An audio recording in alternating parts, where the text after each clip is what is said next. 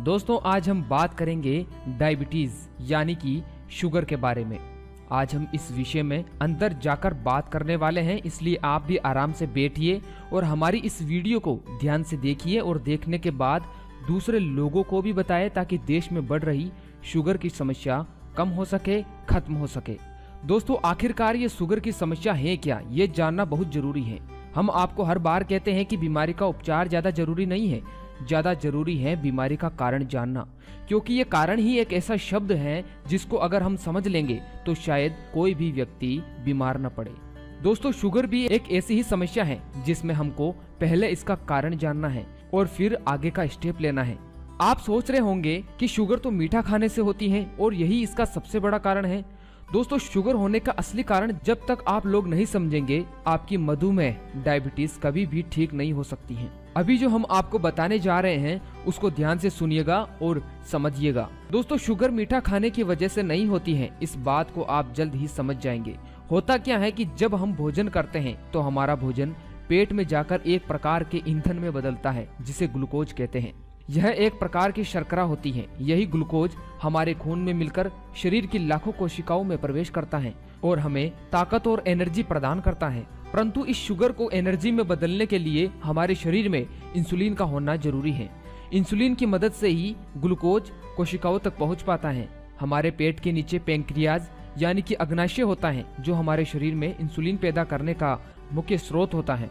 और अगर यह अग्नाशय ठीक तरह से काम नहीं करता तो शरीर में इंसुलिन बनना कम हो जाता है, जिसके कारण खून में मौजूद शुगर कोशिकाओं में नहीं पहुंच पाती है और खून में ही रह जाती है और फिर यह शुगर जमा होकर बढ़ती ही जाती है, जिससे हमारा शुगर लेवल हाई हो जाता है और फिर हमें डायबिटीज की बीमारी हो जाती है। कुछ स्थितियों में अग्नाशय बिल्कुल ही काम करना बंद कर देता है। इस वजह से शरीर में इंसुलिन बनना पूरी तरह से ही रुक जाता है। ऐसी स्थिति डायबिटीज टाइप 1 को जन्म देती है। जो लोग हेल्दी भोजन करते हैं, जो अच्छी जीवन शैली जीने के साथ साथ शारीरिक एक्सरसाइज भी करते हैं, उनका पैंक्रियाज यानी अग्नाशय हमेशा स्वस्थ बना रहता है और वे लोग चाहे जितना भी मीठा खा ले उन्हें डायबिटीज की बीमारी नहीं होती है।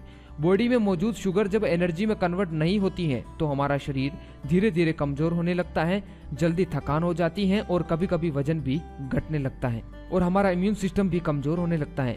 इस प्रकार की डायबिटीज ज्यादातर छोटे बच्चों या 20 साल के नीचे तक के लोगों में पाई जाती है। अब आइए डायबिटीज टाइप 2 की ओर। दोस्तों टाइप 2 डायबिटीज वाले लोगों के शरीर में इंसुलिन की मात्रा तो पर्याप्त होती है, पर खून में वसा गंदा कोलेस्ट्रॉल बढ़ने की वजह से ये गंदा कोलेस्ट्रॉल हमारी कोशिकाओं के चारों ओर चिपक जाता है और खून में मौजूद जो इंसुलिन है वो कोशिकाओं तक नहीं पहुंच पाता है।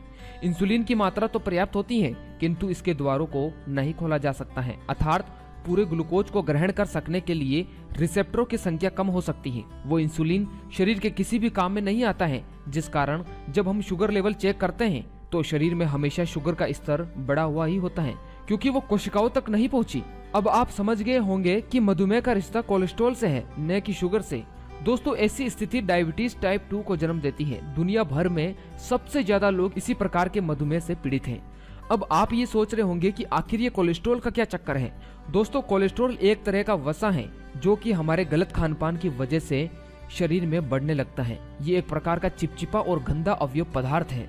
अगर आप रोजाना अपने भोजन में वसायुक्त चीजों का ज्यादा सेवन करते हैं या वसायुक्त भोजन करते हैं तो शरीर में कोलेस्ट्रॉल की मात्रा बढ़ती है और बढ़ते बढ़ते हमारे खून में मिल जाती है और हमारा खून गाढ़ा हो जाता है, जिससे रक्त की नलिकाओं और कोशिकाओं में खून के थक्के जमने लगते हैं और ब्लॉकेज की समस्या हो जाती है, जिससे व्यक्ति को हार्ट अटैक, शुगर की समस्या, high blood pressure, paralysis, brain stroke, liver खराब होना, किडनी खराब होना, आंखों में अंधापन जैसी लगभग 110 बीमारियां खून में वसा कोलेस्ट्रॉल बढ़ने की वजह से आती हैं। दोस्तों आप ये सोच रहे होंगे कि आखिर ये वसायुक्त चीजें कौन कौन सी हैं जिससे कोलेस्ट्रॉल बढ़ता है। अंडा, मांस, मछली, डालडा, रिफाइंड ऑयल, डेयरी उत्पाद, junk food, pastry, cake, ice cream, meat, bhujia, खाने में ऊपर से नमक डालकर खाना, ज्यादा कॉफी पीना, सफेद शक्कर से बनी मिठाइयों का अधिक मात्रा में सेवन करना। दोस्तों इन्हीं चीजों के अधिक सेवन से हमारे शरीर में वसा फैट की मात्रा बढ़ जाती है और हमें बीमारी का शिकार होना पड़ता है।